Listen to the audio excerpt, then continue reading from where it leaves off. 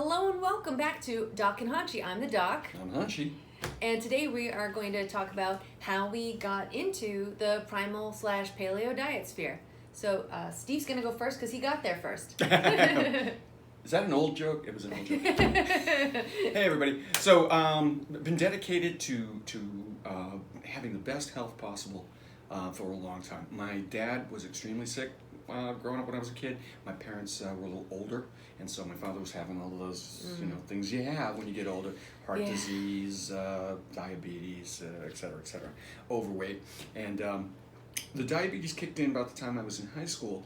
And I saw what he went through. He had a major heart attack when I was in my junior year, and I saw what he went through, his health struggles, and I kind of watched that and vowed to myself, you know what, I'm not going to do that to myself, and I'm definitely not going to do that to my beautiful kids.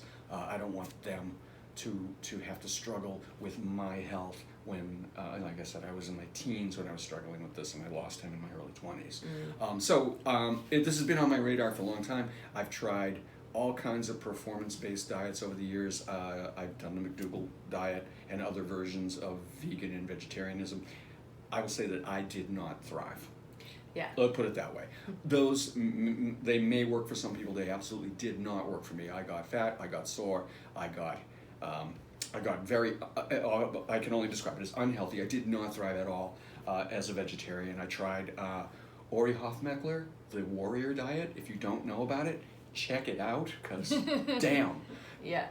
Ori Hofmeckler's diet is based on the way like Roman legions used to eat, which would be like a couple of calorie snack here, a little snack there, but you save your meal for about 2 hours before bedtime. So I wasn't eating all day, and I would just eat at 7 or 8 o'clock at night, about 2 hours before going to bed. Did I lose weight? Hell yeah. Did I feel great? Yeah, I actually did. I love the way I felt on the warrior diet, man. When you're constantly hungry, you're kind of you got that predator edge about you. And wild eyes. And I lost me some weight. I was shredded. I did this probably in my early 40s, and I was shredded, man. I looked like an anatomical chart. It did what I wanted it to do and more. But as you can imagine, how sustainable was it? It was not sustainable, Doc. Surprisingly, being the obsessive compulsive lunatic that I am, I managed to do it for about 3 months. It's pretty good. It was really good, and I lost a ton of weight in that time, and I performed well. A lot of things went well for me. Finally, that fell apart, and I moved on to under the suggestion of a chiropractor. In fact, I was having a lot of joint pain, which was, we found out, rheumatoid arthritis. I don't respond well to the drugs that are used to control it. Unfortunately, my body rejects them, thankfully, I guess. And it's a blessing in disguise. Exactly. So Dr. Andy Mutter, hey Andy, hope you're watching. He suggested to me that I might want to look into anti-inflammatory diets, and I did some research at the time, and I came across Rob Wolf's book, The Paleo Diet, read it from cover to cover, and on, I remember I chose the date carefully, 10/10/2010, I started to eat very strict paleo, and I have been moderately strict paleo ever since, and it's 2020. I'm coming up on my 10-year anniversary. It's amazing. Along the way, I found the Primal Diet by Mark Sisson, which is a version of paleo that's a little bit more real-world realistic, and that's kind of where we're at now. Rheumatoid arthritis is no longer a problem. It's in remission, which is fantastic. I'm not pain-free. Unfortunately, the arthritis damage was done, and the joints are not perfect, but I'm in a lot less pain than I was before I found this way of eating. And that's definitely worth something. As everybody knows, the drugs have side effects, and you had side effects. So lots of them. Yeah, so it wasn't really sustainable. No. So there you go. No, and thank God for the diet. And so, yeah, after a lifelong journey trying to find the healthiest way for me to eat, I found it, and I kind of want to share it to you. Cut some of that hunt and peck out of your life that I went through. Trial and error. and get you to a life way that might work for you and be sustainable for you. What about you? What about me? What about you? Do you eat things? I do eat things, What Steve. kind of things, Doc? All the things. So I got introduced into the diet world actually via cosmetics. You eat cosmetics? I do. Hashtag don't eat cosmetics. I'm a goat. I don't know. So when I was in high school, I had a friend, Patricia, and she's still here. I hope she's watching too. But Patricia started to get into the various ingredients in cosmetics, and we started to look into the health side effects of some of these things. So I went no poo, which is where you don't use shampoo. Instead, I was washing my hair with like baking soda because the SLS in the shampoo can damage your hair. It strips out the oils, etc., etc. Way more is known now, and there's tons of websites on it now. But when I first started, I remember I had a Word document list, and I'd bring it with me to the store and like read ingredients. That's why I can rattle off most of them, is because I had to memorize them. That's funny. So that's kind of how I started getting into the food stuff, because I was like, well, if I can absorb these things through my skin, what am I putting in my body? Right. So I started to get more into that, and that was around the time I started getting into college. And when I went to college, it was hard because at the time, again, this was back in 2005, the food choices were not there the way they are now. Yeah. And I went to school in Indiana, where they really don't care. There's no choice. There's no choice. There's corn, more corn, or corn covered in meth. That's it. Meth corn. Meth corn. Sorry, Mike Pence. Yeah. So when I got to college, I actually lost 20 pounds. Instead of the freshman 15 where you gain, I actually lost 20 pounds, which I didn't realize at the time was because I'm dairy sensitive. But I was drinking a ton of milk, and when I got to school, I didn't really like the dairy, so I didn't really do it. And then I ended up talking with my mom's friend Terry, who had been diagnosed with breast cancer. And the breast cancer kept coming back, even though she did chemo and radiation, and she was doing everything that the doctor said, but it kept coming back. So she started going off the beaten path, and that's where she found raw food vegan. Okay.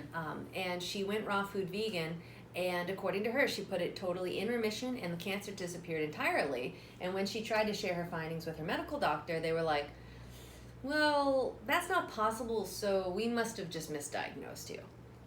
And she's like, so you gave me chemo and radiation because you misdiagnosed me? So Oops. I started reading a couple of books on vegetarianism that have now since been debunked, by the way. We'll talk about that in another video because that's a whole thing. But so I went vegetarian based off that. I thought I was doing it for health. And also I started reading like the books about how the animals in the factory farms are being abused. And so I did it for moral and health reasons. I went vegetarian. So I did that, I think halfway through my freshman year of college. Okay. And so I did it through the end of, until I got to chiropractic school, actually. So I was vegetarian for a couple of years. Wow. And like I said, I lost 20 pounds when I originally got to college, but I started to creep back up there once I went vegetarian. But I was still healthy weight. I was like, I'm 5'3", and I was weighing like 115 pounds. So everyone's like, oh, that's fantastic. But I wasn't a good vegetarian, I'll admit that. I was potato-tarian, but still, I was eating too many carbs and stuff, and I didn't realize what a problem it was. It's hard not to. It's hard not to. It's just you can't get enough vegetables, especially like when I was living on campus. The salad bar was kind of eh. Yeah. Again, in college, they don't stock the salad bar. Most of the kids aren't eating the salad That's right. bar. But then when I got to chiropractic school, that's when I started doing more biochemistry related to nutrition, and I started taking my acupuncture classes, so I started learning Chinese medicine theory. And at that time, I ended up getting strep throat, which I'd never gotten before. It was horrifying. I didn't know it was happening. It was a long weekend. There was no urgent cares because it wasn't a thing yet. And Right, that's true. so I went all weekend, and I got really bad. I probably should have taken myself to the the ER, but anyway.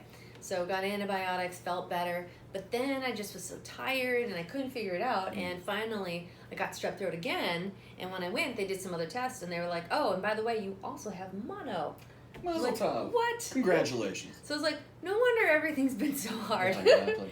So along with what I was learning and then how I was feeling, I started helping out one of my favorite teachers, Dr. Balliette.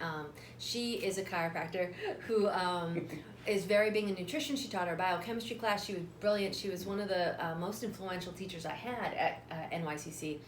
And I was helping her do a research study. So I was helping her, and they were doing a body fat reader, which I'd never seen before. Oh, yeah. So she's like, had all us try it just because it's cool. Why not? So you hold on to it. It checks the electrical impedance and tells you what percentage of body fat you are.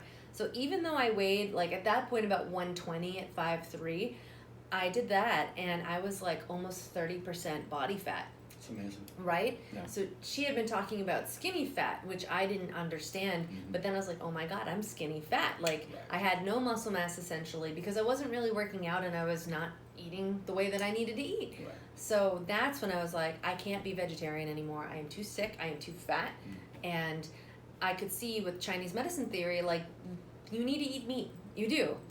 So I reintroduced meat. I actually lost weight, gained some muscle mass right away without even trying. And then I started to, and I always kind of ate paleo. I wasn't really into bread and pasta as much in our house. So I didn't eat a ton of that stuff. I would do some sandwiches at like school and stuff like that because it was one of the only things I could actually eat in the cafeteria. Well, we always finish each other's dogs. sandwiches.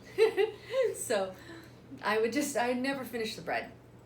Anyway, so See what I mean? Right? So fast forward. Oh. Fast forward to graduation, I started my practice back here in Massachusetts, and I started my Master's of Applied Clinical Nutrition online with NYCC, and around that time I ended up meeting Steve, who introduced me to the concept of Primal, and I was like, well, I'm already kind of doing it, so why not just do it? Right. And I did, and that's how I found out was after a couple of months of eating clean. I did try experimenting with some wheat and stuff, and I found out I'm actually super sensitive. It basically makes me like hungover, and I have digestive issues. And Most people do. Once you get clear of it and then reconsume it, you find out what it does to you. Exactly. That's how I found out I have a dairy. I'm lactose intolerant.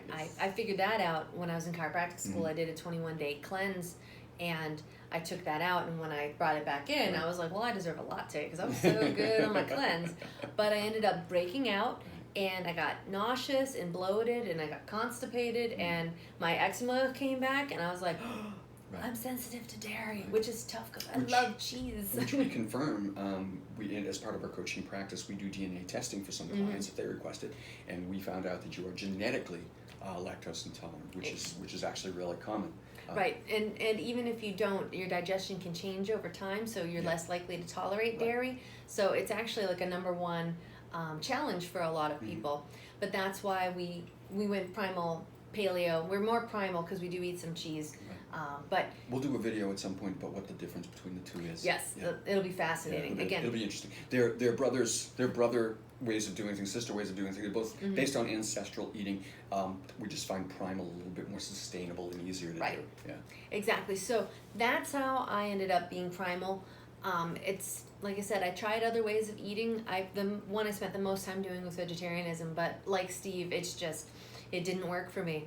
Not saying it doesn't work for anyone, but it definitely didn't work for me. And so, well, that's another one. We'll have to explore the vegetarian diet later on, and well, like there's one. That's one of the problems with it. There isn't one. It just describes a whole way, and we'll dig into it, and we'll give you the pros and the cons because there are pros and cons. Exactly. So I know Cleo. Now you're going to hear Cleo's diet story. Cleo, there it is. That's her story. So Cleo is our cat. I have no doubt. In case the voice didn't give it away. I am sure you're going to see more of her as time goes on, right? Hey, you want to come up and be famous? By the way, she does the South Beach. She's a kind of a zone diet. CrossFit. She does CrossFit. She does CrossFit 4 or 5 times. Well, she sleeps across the bed and she fits. So that's CrossFit for a cat. It's true. And on that note, thank you for joining us. If you liked our video, please hit the like button. It really helps us out, especially as we're growing our channel. If you like this and you want to see more, hit that subscribe button. Again, it helps us out. And that way you can keep seeing what we're up to. If you have any friends out there who are on a health journey, you think we can be instructive to them, either by example or by negative example. Don't do what these people do. Yes. Share us out. As the doc said, like us, subscribe us, and share us. We really do appreciate it. Thank you. So thank you again for joining us. Have a great day, and we will see you next time. Bye, y'all.